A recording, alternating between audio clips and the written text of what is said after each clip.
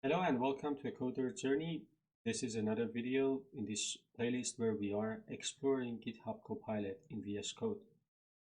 In this episode, I want to explore customizations and how we can use customizations to customize the behavior of GitHub Copilot. This is where we move from, a general purpose code generator AI toward shaping GitHub Copilot into something that understands our specific project structure and coding standards. Let's first talk about customizations because this is important, and there are different layers of customizations that you can apply to GitHub Copilot. And I intend to, explore each one of them and then probably dive deeper into each one of them in other videos. But basically, customizations, are mechanisms that allow you to teach GitHub Copilot how your project works, how it should behave when generating or modifying code. This includes, defining how your project is structured, what coding rules your team follows, how code is typically written across the code base, and how certain repetitive tasks should be automated or standardized. In VS Code, as I have told you before, I'm using this React application as something that I can experiment with, and it has different branches. Currently, I am on branch of episode 1. This is, by the way, a project that I developed during another playlist that I have published.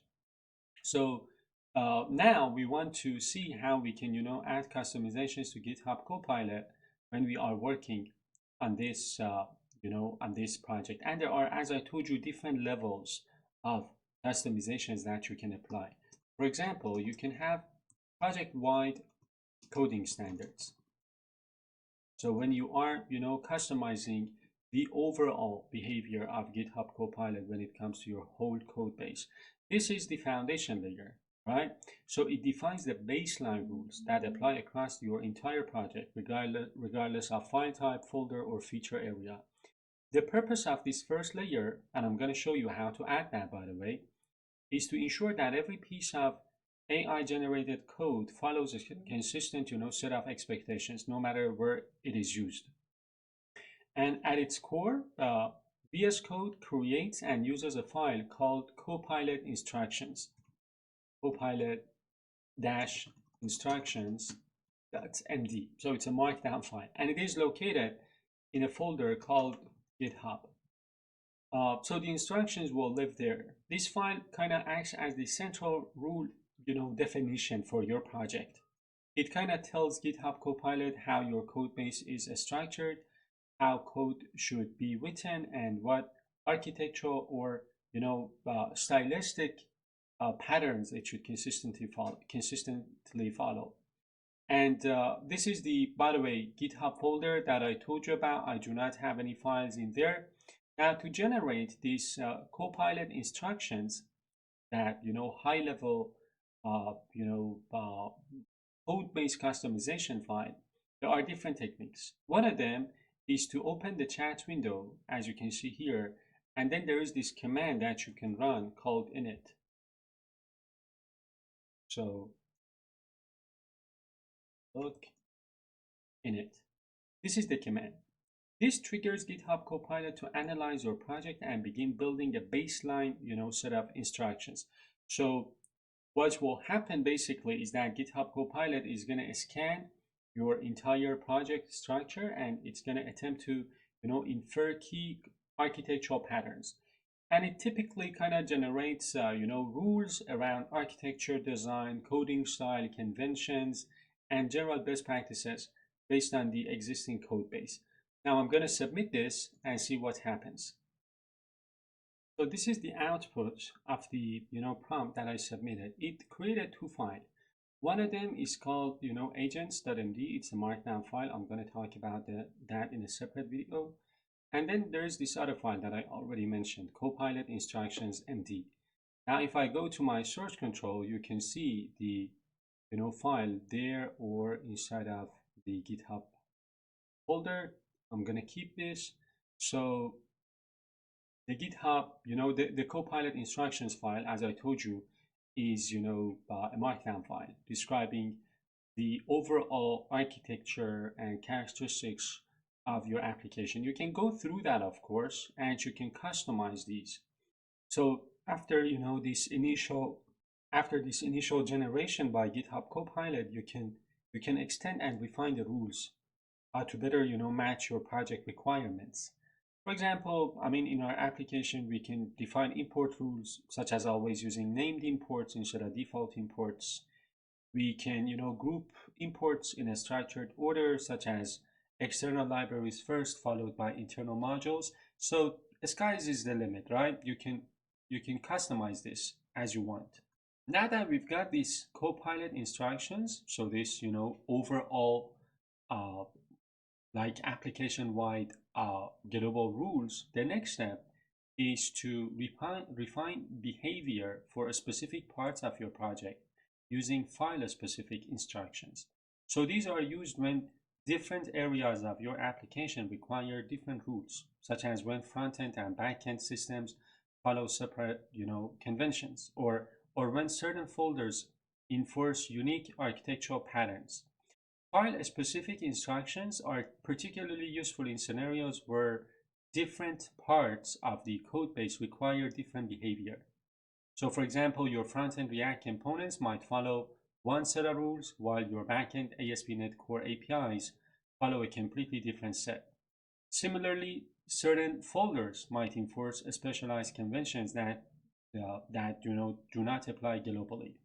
And to create file-specific instructions, you again use the chat interface and run a command called, create instructions, followed by, a description for your file. So what I can do is say create instructions, and then I'm going to call it React React components coding standards.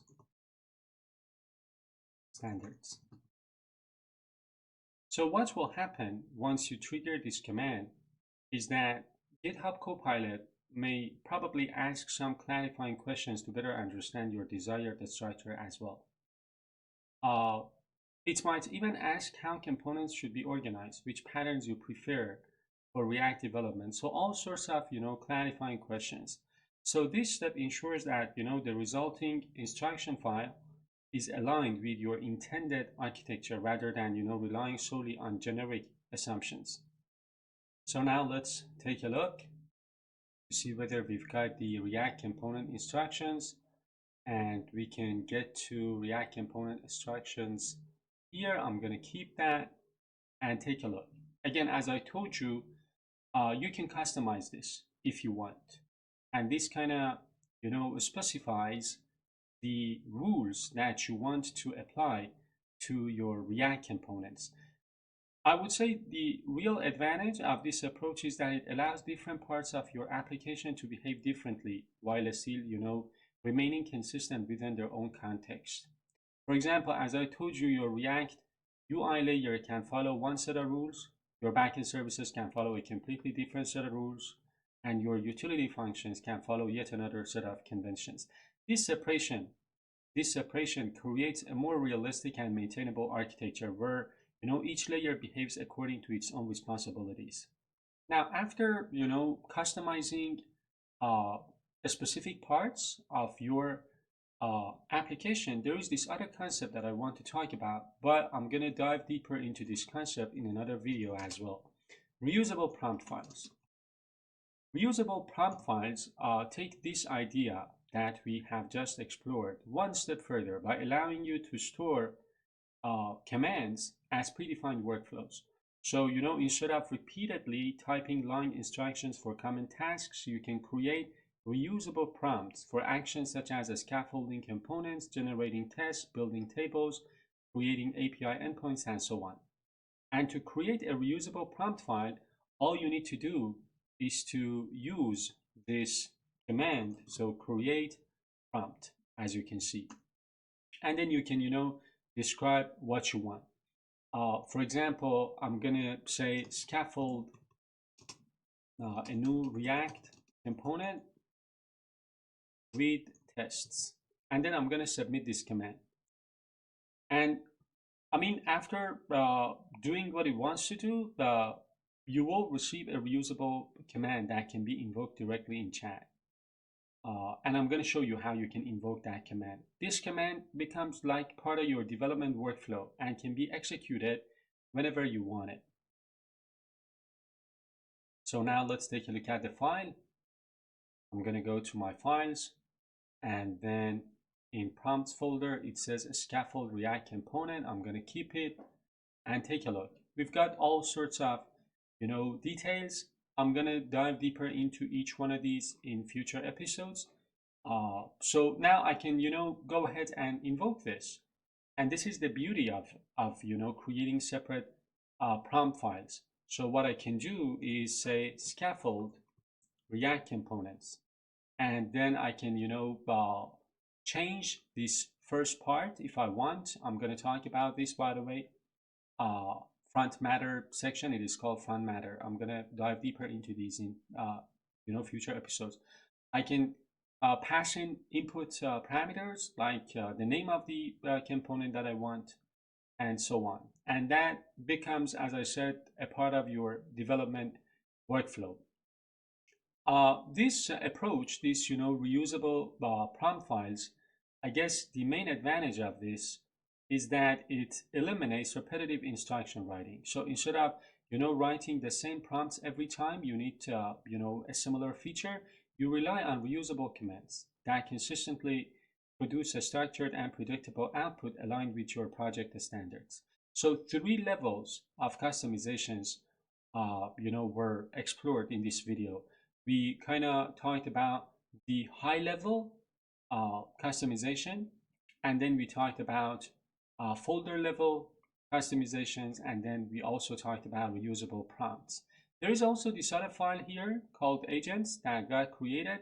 This is the topic for another video that I want to publish. I'm going to dive deeper into this in a later video. And that wraps up this episode. I hope you found this customization concept thing useful and practical for your own projects. If you enjoyed the video, don't forget to like, subscribe, and stay tuned for watching the other videos in this series as well. See you there.